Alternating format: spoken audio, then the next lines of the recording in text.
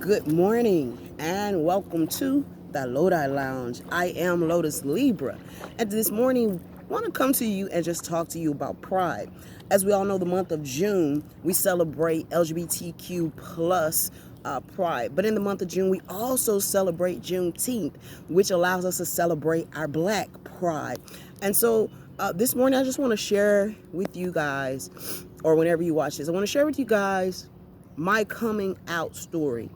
And when I say coming out, that is a vernacular that you hear within the LGBTQ plus community all the time. And it's definitely in reference to them coming into themselves enough to share their journey with other people or coming out of the closet, correct? So this morning, when I speak about coming out, I'm going to be speaking about coming out of every box society has put you in. Not only coming out and being proud of who you are sexually, which I don't understand why so many people so concerned about people's sexual orientation, but that's another video. I digress. But not only that, I want to talk about coming out of the boxes of religion. I want to talk about coming out of the boxes that your family put you in according to what you're supposed to pursue in your life. All of those are boxes. All of those are expectations set for us by other people. So let's get into it. And of course, I have my handy dandy notebook. Always got to keep the notebook on deck because you know me, I will digress. All right, so who am I? What am I coming out of? Well, first of all, you all know that I go by the name of Lotus Libra. I can go ahead and dissect that for you first. So I go by the name of Lotus Libra because, as we all know, lotus is a flower that comes out of very dirty soil. It is produced in an environment that shouldn't produce life or shouldn't produce something so beautiful. And so that's why I chose Lotus, because I've been through situations in life that weren't so beautiful, that I probably should have drowned in, that I probably should have been destroyed in. But because I am blossoming, there go that tongue tie, I am blossoming into this beautiful, wonderful person, this wonderful human being, then I am a lotus, because the things of this world that try to keep me from evolving help me to evolve, just like the lotus flower. And so I am Lotus Libra because I am a Libra. If you check my birth chart, I have Libra going down from the top to bottom. And if you are into astrology, you understand that your birth chart, you can have all the zodiac signs within your chart. And that helps you to better understand your personality and how you flow within this world as we live in, correct? So I have Libra all down my chart. And so when I was on a journey to discover it, or on my journey to discover myself, the name Lotus Libra came to me, and that is what I stick with. I am Lotus Libra. Now my government name, the name that my mother chose for me at birth, is Twyla. And even with the name Twyla, it took me years, people. It took me years to love that name and to appreciate that name and to appreciate all that the name entails, or the definitions of the name. The name Twyla simply means thread. And when I first read that, I think I was about maybe 9th, 10th grade. And I was like, what was my mother thinking? Then my mom said she didn't name me, my aunt named me. Okay, so what was she thinking? They didn't even try. All that silly stuff that kids say.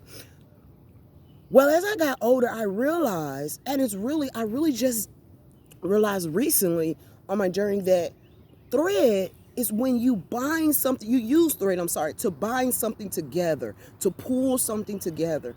And when you think of my zodiac sign, a Libra has a balancing scale. I'll show you. I have it on my bracelet. Okay, there we go. So we have the balancing scales because we tend to like a balance within our lives, and we like to bring a balance, and we like peace, and we like to kind of mend things together. So it all works. So that's who I am in form of my name, for namesake. My demographics: I am an African American lesbian female. I am very proud of who I am in every aspect of that word. I am the oldest of 3 children. I am from Mississippi and I reside in North Carolina. Um, all of that has something to do with me coming out.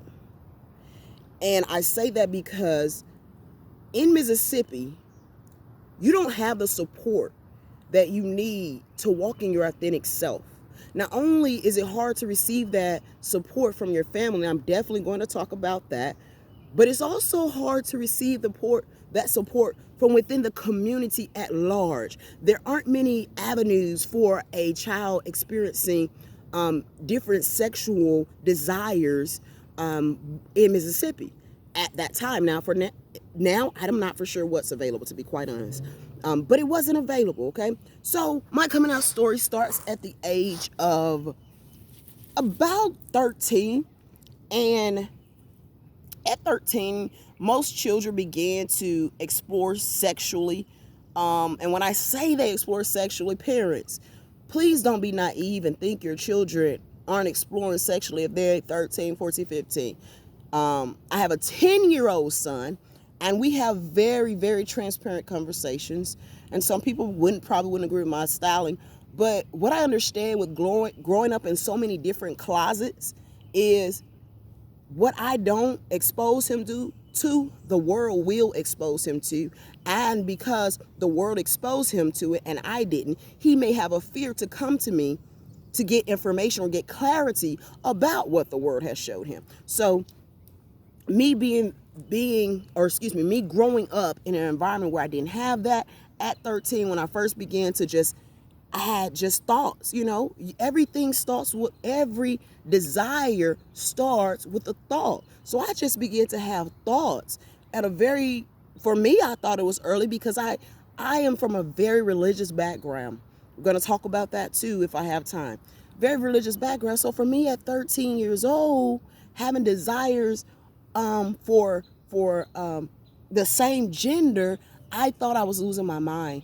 And it was very hard. I mean, it was hard dealing with things by yourself, and you're too afraid to talk to your parents, and you're too afraid to talk to any adults around you because you're in a church and you hear it across the pulpit that if this is what you like, you're going to go to hell, even though I didn't really know what hell was. Okay, that's another subject too. But nevertheless, I digress. Let's continue. So I continued on with my thoughts. I never acted on my thoughts until the age of 18. At the age of 18, I was granted the opportunity to travel to Los Angeles, California by myself on a train. And when I tell you that was one of the most fulfilling experiences for me, it really was. And on that train ride, I became known to what it feels like, to talk to another woman. Never had I ever, you play that drinking game? Yeah. Never had I ever actually talked to a lady, a female, a woman, a girl, whatever you want to call it, in a romantic manner. And at 18, you're kind of still a kid if you never really haven't dealt with that. So I was shy, okay? I was shy. But I was shy, really, I was. And the young lady, I don't really know where she was going because I was 18. I don't remember all the details. But what I do remember is she got on the train. I'm from Mississippi. She got on the train in Texas. And from Texas until I got to LA, we rode together. So I do remember that much. And I remember, and I will not share with you all the details of that, but I remember we stayed together on that train ride the entire time.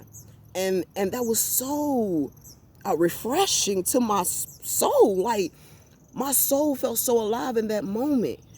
But at the same time, I felt so perplexed. So I was like, oh man, because I grew up in church. I'm like, I don't really know what to do with these feelings. So what I proceeded on, I get to LA. I stay in LA for 2 months.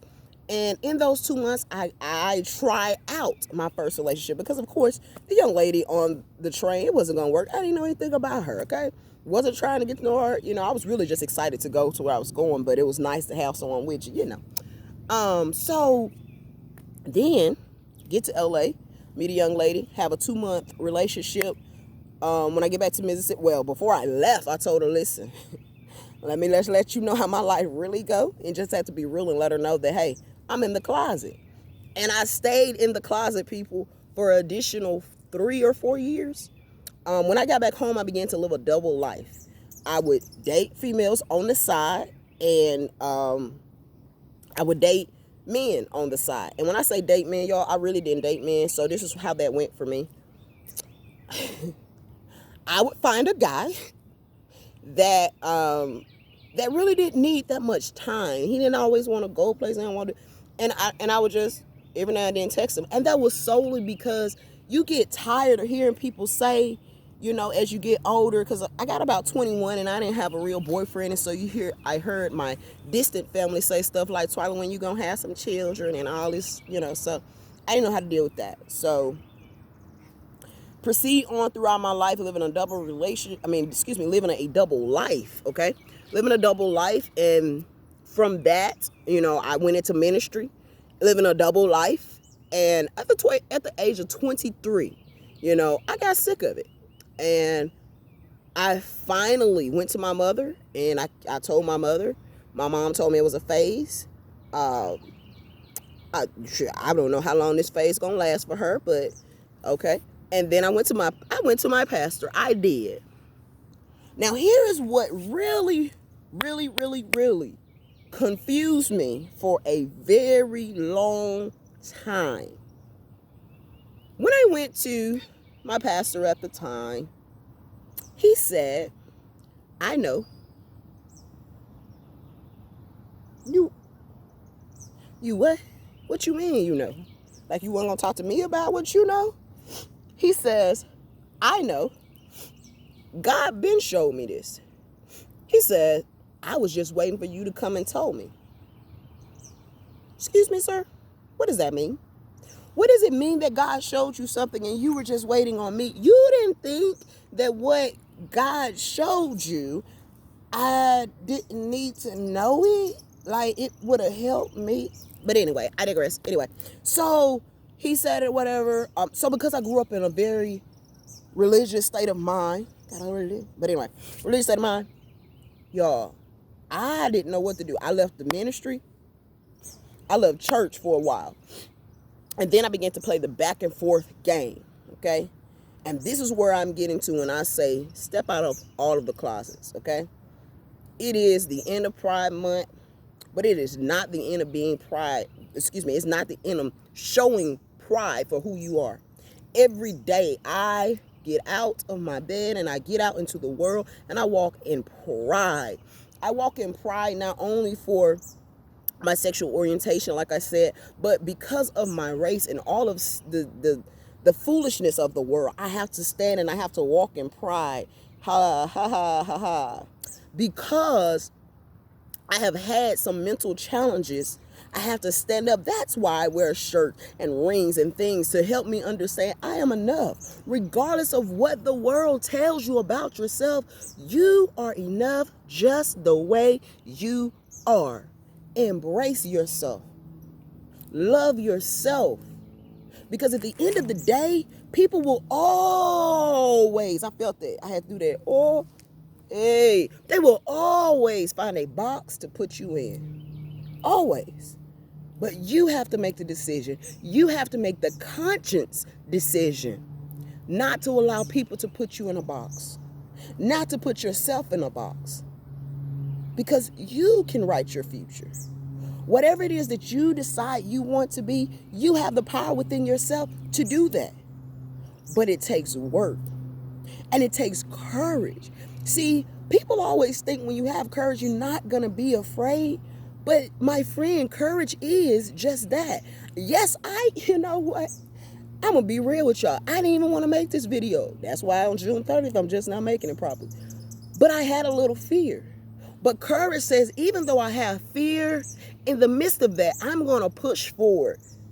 So this morning, before the rain comes, because it's coming, I'm sitting out by the lake and I'm watching the currency of the water. And I'm talking to you wonderful souls. And I just want to encourage everyone that happens to stumble across this. Live your best life. Whatever that looks like to you, live it. Walk in your authentic light, because no one else can be you. No one else has what you have to offer this world. You're still here because you have a purpose. You have a vision. You have a business. You have a book. You have a movie. And we're waiting to see it. No more of being in the boxes of society. You are enough. You are loved. You are special. You are golden. Live your best life. Okay, and then wrapping up, because I digress all the time, people. So the basis, the nutshell of the coming out story is we all have a closet to come out of. And sometimes you have the door to that closet cracked and you want to come out, but you're afraid. You're afraid of what people are going to say. You're afraid of being alone. You're afraid that if no one accepts me, then what do I do? If everyone disowns me, then where do I go? You go within. You go and you spend time with yourself. And you get to love you. And when you love you, nothing that anyone else says or does can truly affect you in here. We perceive ourselves most of the time by what other people have told us about ourselves. But if you take the time and get to know yourself, then no one can tell you who you are. They can attempt to put you back in a box, but you have the power of breaking out of any box that society, that people try to put you in. Use your power today. Don't let this be the last day of your pride. Pride Month is a month, but it's also a lifestyle. Be proud of who you are. Stand tall. Speak clearly. When someone asks you a question about you, smile when you answer it. Don't hold your head down in shame. And I'm going to sign off like this today. Sending you love, light, peace, abundance, and joy. And I am the proud Lotus Libra. You guys have a great day. Love you.